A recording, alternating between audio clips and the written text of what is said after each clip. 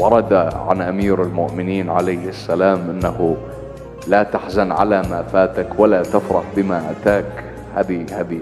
هذه دنيا آخرها الرحيل، فهل يأسف الإنسان على أمر آخره هو أن يرحل ويتركه؟ أبدا. بدي أقول لك إذا أنت تدري أنه أنت عقبة مسافر واكو شيء موجود وتدري انه اذا رحت ما راح تاخذه وياك، فهل تأسف عليه؟ لا، وانما تأسف على شنو؟ على الذي ستأخذه معك. فبينك وبين الله حينما توضع في القبر ماذا ستأخذ من هذه الدنيا؟ تأخذ سياراتها العفو؟ لا. هل تأخذ بناياتها؟ لا ابدا. متعها غرائزها؟ ابدا. كله يفنى، كله يبقى. تأخذ منها ما يسره الله لك، وهو شنو؟ العمل الصالح.